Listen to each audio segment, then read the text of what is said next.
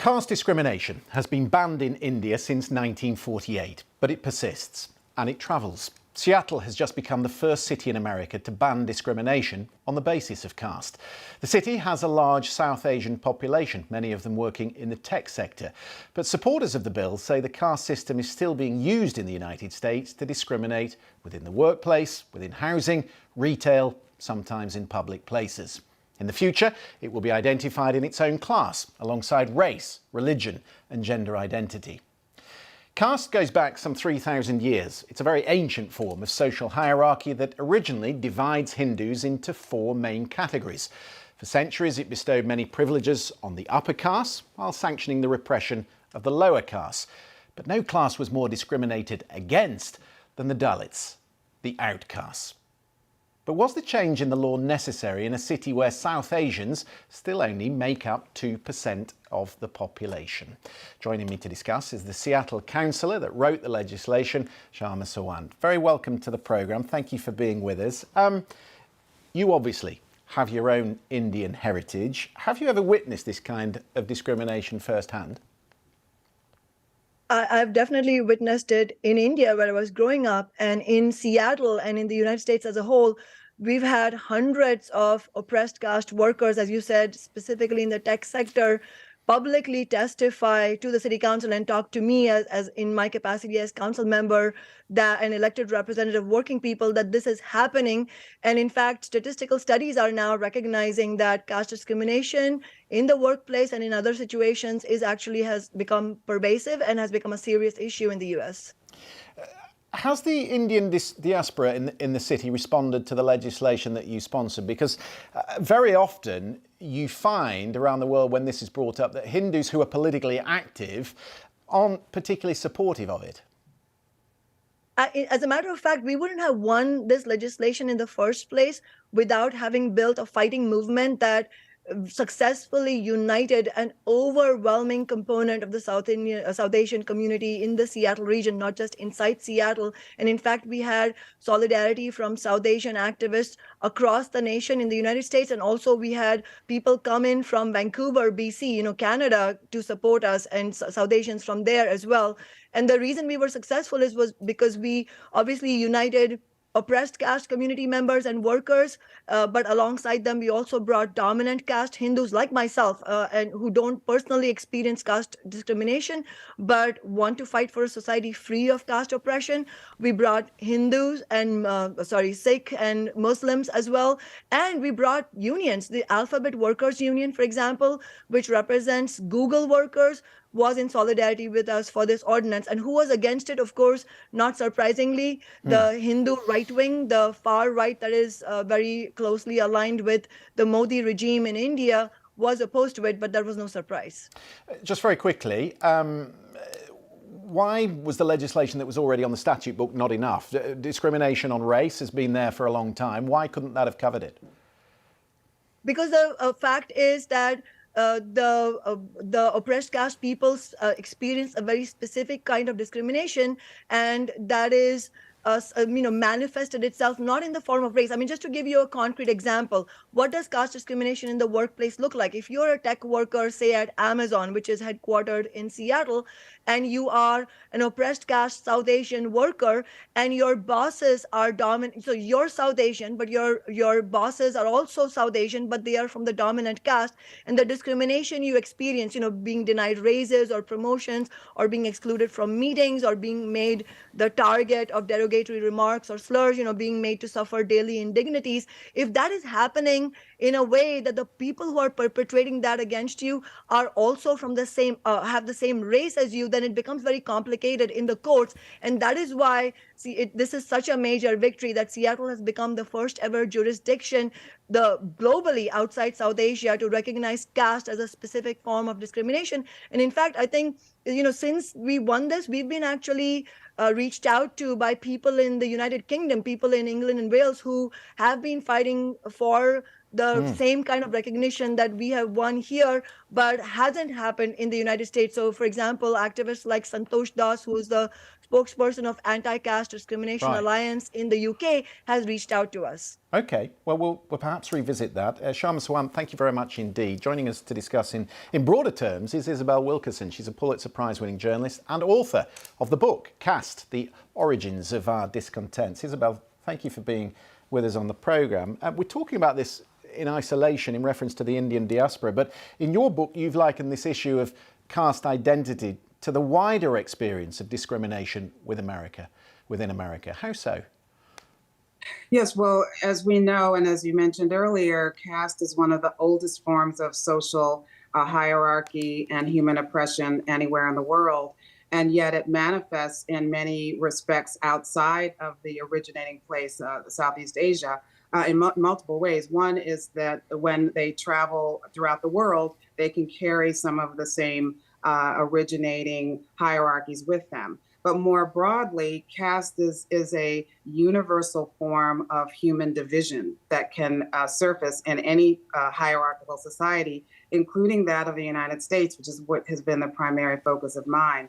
Caste essentially is an arbitrary, artificial, graded ranking of human value in a society. It's what determines one's value, one's access to resources, competence, even the dehumanization and violence that can be asserted to enforce and to maintain people's place in that hierarchy. Well, that's interesting because there was a really obvious example that occurred to me, and that it was the suspected murder of Tyree Nichols by black police officers. And at the time, there was a debate, and we had it on this programme, about whether this was an issue of race and why black officers would treat a man like that. Are you suggesting that maybe there was an element of hierarchy in this, similar to what we're discussing? Yes, well, I mean, there's a 400-year-old hierarchy that was originating from enslavement, meaning creating a group that would be at the very bottom of the society of what would become the United States. And that those assumptions and stereotypes that the location of being at the very bottom, people when you're raised in a society such as that, one that is deeply hierarchical and goes back for 400 years, everyone gets programmed, you might say, to know who fits where, who is valued, who is devalued.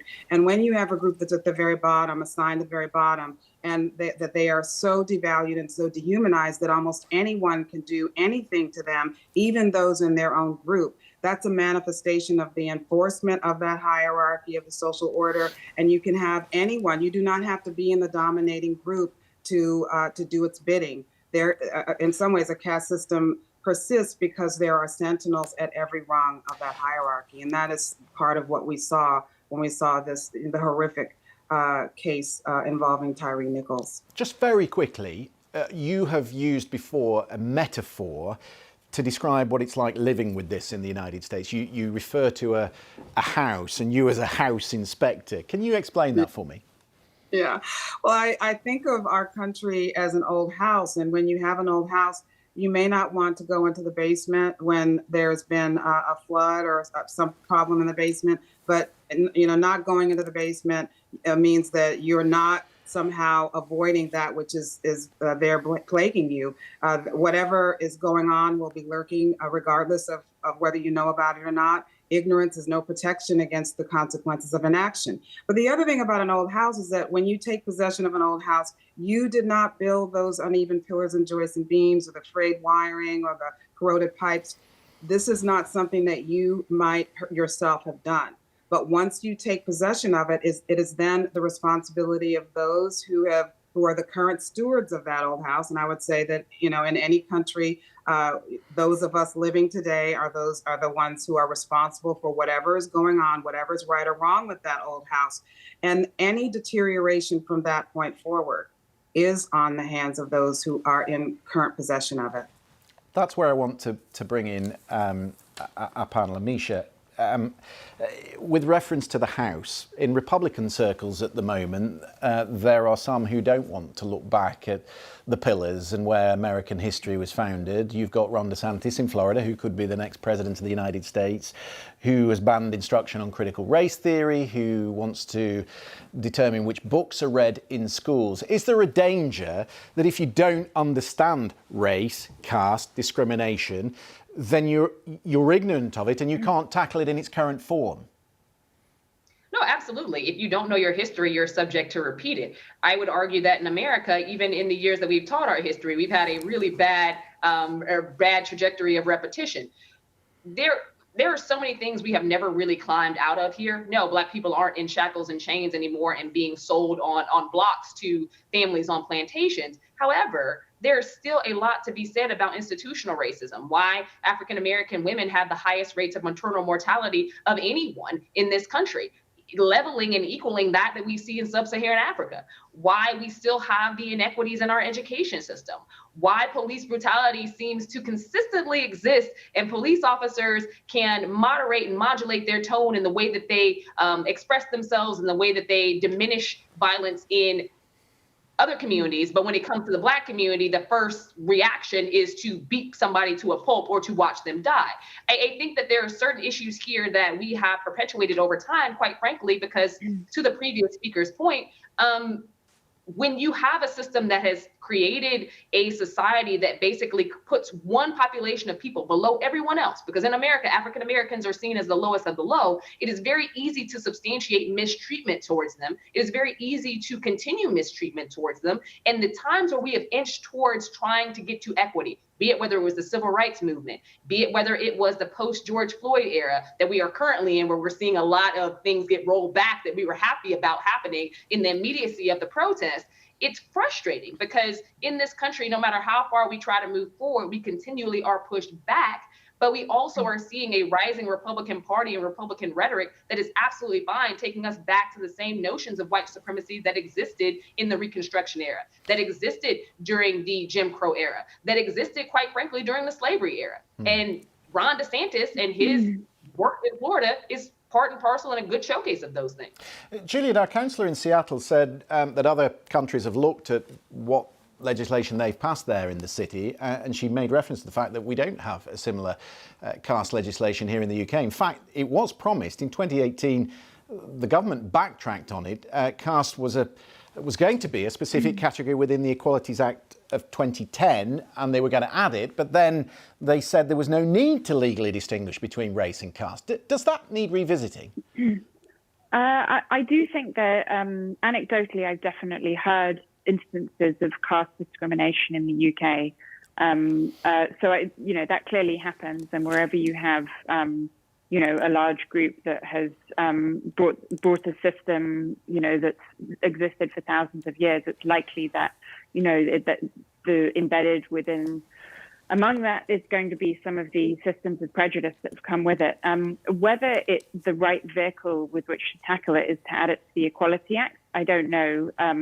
I think that there are a lot of issues with the Equality Act that we're coming across now, and which has really been highlighted, for example, by the mess the SNP got itself into in Scotland with women and the interpretation of what is a woman. The language the Equality Act uses is essentially not specific enough for the debate that we're having now. And the Equality Act, its use has expanded and morphed in many ways according to the way various activists or charities want to define it, and it's being applied in a lot of peculiar ways. So whether the answer is to add caste to the Equality Act, I'm not sure, but yes, I do think that it's an issue in the UK, and that there should certainly be a way to refer to it and to use it legally in cases where it's relevant. Yeah, it's an important issue, not always visible, but it is prevalent and recognisable, as we've discussed, across all races and societies around the world. Isabel Wilkinson, thank you very much indeed for being with us.